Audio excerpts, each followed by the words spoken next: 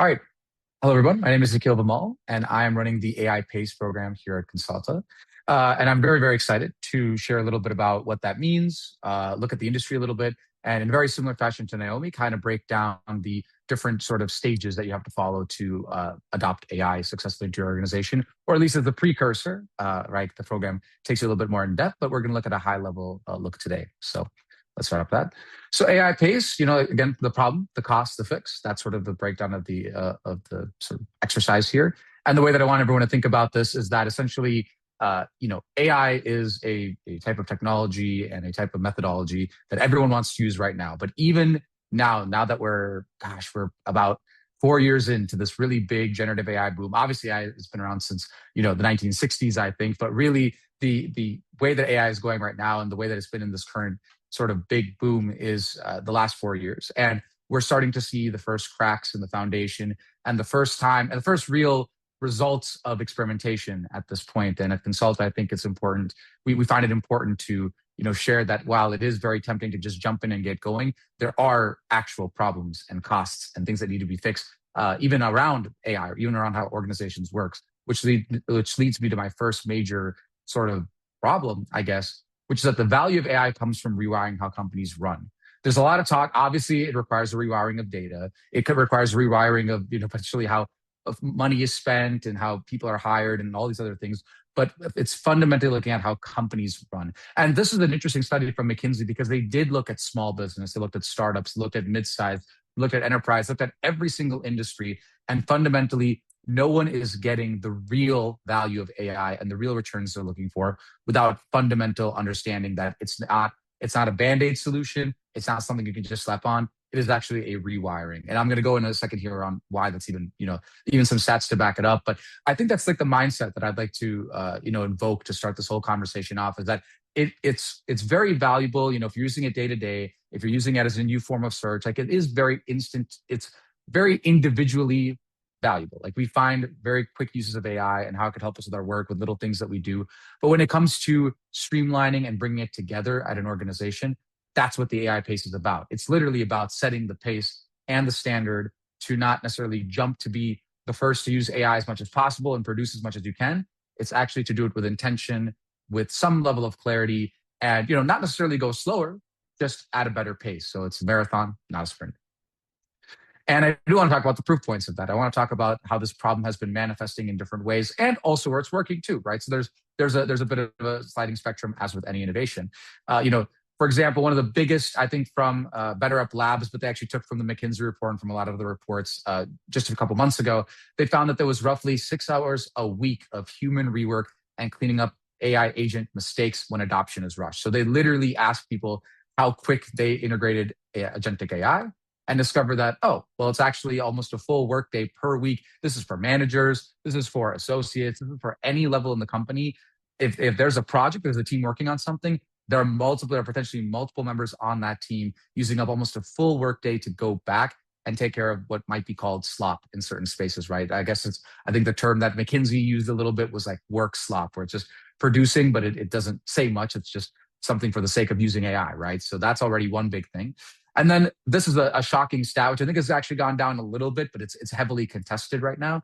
95% of enterprise AI pilots, and actually extended out to mid-market now too, after some years of research, deliver no measurable bottom line impact, which is very shocking because, again, I think it's just the way that you have to look at AI, where it's not, if you're building AI or like AI for organizations or all your customers and you're just trying to push it out as quick as possible, there isn't really measurable bottom line impact, maybe for your day to day, but that doesn't equate to proper efficiency. And so I think the number is down to 90%. I think it's gone down a smidge because of agentic work, but it is important to mention that this number is still thrown around a lot and is something that we at Consult have actually sort of seen in the real world too. 60 to 73% is the general range and average range of AI agentic project failures due to data quality issues. So this is the concept of I've heard this term a lot and I use it, and I think we at Consult champion it a lot, is bad data in, bad data out, good data in, better data out. So it's really bad data in, worse data out, I should say, where AI is a compounding factor. It's a multiplier for work, for productivity. And if you're giving it data that's incorrect, it's going to double down because it's convinced that, okay, well, you're giving me something that you've checked and validated. But again, similar to that earlier thing with the rework, if you're not doing that cleanup, you're in that 73% range, right? And this was a report done again by Capgemini, but in collaboration with a lot of major organizations and enterprises, and again, even mid-market startups as well. And then, another major knowledge worker survey basically said that 8.8 hours per week are wasted by workers manually gathering data that AI should surface. So it's even a connectivity issue too. But I do want to share it's not all bad, right? Those are just some of the major things that people tend to glare over a little bit, or tend to or gloss over rather, and that need to be mentioned. But in manufacturing, for example, there's a 77% adoption rate of AI right now. In nonprofits, it's 92% adoption rate. Tech, obviously, the software engineering world has been shaken up a little bit. And then with legal, there's real strategy, right? Real intentional usage of AI leads to 2x revenue growth, and a lot of industries are seeing it. But similar to nonprofits, and even even in tech, which is like where AI is coming from, there's org level velocity. So people up the chain are not really necessarily making decisions faster. At nonprofits, there's a big issue where they're using AI but don't really know how to use it. In supply chain, there's manufacturing rather. There was something very similar too, where there is use cases, there are things going in the right direction, but there's a big learning curve that companies are not adopting and focusing on. And so, yeah, there is a big problem. And it all comes down to, again, rushed projects, trying to get ahead of competitors, trying to be the first to the market. But we got to reframe that a little bit. So the highest values use cases, and these are, again, kind of taken from different studies, from what we see work at Cansulta, and just sort of looking at the industry across multiple different verticals and company sizes. Knowledge assistance, obviously, that's the low-hanging fruit. That is Claude for enterprise or for organizations, and that's your Salesforce having a chatbot now. These are easy for instant answers. These are making sure that you can get access to data that you need from your analytics tools, and make sure that you can even potentially ask it to take that data and put it somewhere else, right? If you use the Google Suite, you have Gemini move through with you. So obviously, highest value, very quick to see the ROI on, but again, there's nuance to that. Planning support, obviously, like having AI as an assistant to help you with sequencing, scheduling, automation, workflows, fantastic. Quality intelligence, a very nuanced one, because again, if there's a poor data practice at an organization, then AI actually learns how to spot bad data and again, double down on it rather than try to correct it. So while this is very important, we've also seen issues with security. We've seen, hallucination where AI makes up a policy for a company and ends up breaking the terms of service and causing lawsuits. Like, scary stuff can happen. But in theory, its quality intelligence and its eye for mistakes can be better. It just needs the human touch to get there. And then obviously commercial operations, right? We're talking about support. We're talking about service communication. We're talking about account responsiveness. We're talking about all these different things, sales, right? And all these different roles that come together. And the best fit for the best sort of part of an organization that I think needs to think about the pace and velocity of the AI and even the standards are operations, IT, and just like leadership, period, right? Executive leadership. I think marketing can have a role. I think, going around communications can have a role. Everyone in the company can have a role, but there does need to be clear ownership, and it does need to be, frankly, the sort of major thing that maybe wasn't mentioned as much in the last slide, but as companies are also fragmenting AI more, it also becomes more expensive. And I think it's like 12.9 million on average across companies of multiple sizes. That obviously swings a lot higher for enterprise and a lot lower for startups. But $12.9 million USD per year is lost to just bad data practice in companies already. And that's not even related to AI yet. That's just bad data, causing issues. So something important to mention there too. The way I want to kind of talk about the fix is I want to share a little bit before we talk about a little bit more about how Cansulta and how we recommend doing it. I do want to share kind of the preparedness checklist, and I'm just using manufacturing as an example here, but this is taking, long-standing innovation practice and adapting it to AI, right? And how you have to look at these different situations to see how your organization is ready to take the next step and move into actually bringing it to the organization. And again, not just slapping it on and letting it run. That includes, it starts with a gap test. So assessing not just the use case, not just the gap, but ownership. Also, where in the company, like, okay, if there are people already using AI in the organization, where is it, right? Have they seen things that we haven't seen yet? Are they already experiencing hallucination data issues, right? And then workflow friction, right? In this case, we're talking about plant and factory operations, but just as a very standard thing when you're tackling anything that, might not be returning ROI, why is that happening? But you have to make sure that you see, again, there has to be ownership. This is an important thing I want to keep stressing. And even an understanding that AI is already here and going. How are the tools you're existing also, like, how are they potentially actually adding more time as well? So looking at AI over engineering as well, that can actually be a friction point too. Then it's selecting a workflow. All right. So you choose, in this case, one real manufacturing workflow to improve. I have some things off to the side: shift handoff, supplier expediting, root cause, like a regulatory prep, schedule exception, like all these different things that go into making a plant and factory run, right? And that's a big use case for this, even robotics when that's worked into this as well. But yeah, what is that workflow after looking at that gap test? And again, having a clear owner who knows where that workflow is and potentially will own how to optimize it. Then a time truth exercise. Okay, so there is a big issue and a perception where AIs are supposed to save time, right? Some amount of time is saved every week on AI. Some amount of time can be saved. All these different companies making big promises, but realistically, where are leaders spending their times with decisions and data? And where is, in this case, where's the floor? Like it's being realistic, right? It's bringing those two worlds together and actually bringing everything down to earth so that AI is not useful it's just for like one person in the plant, but it's actually a streamlining operation. So this one's very key as well. And again, why ownership matters.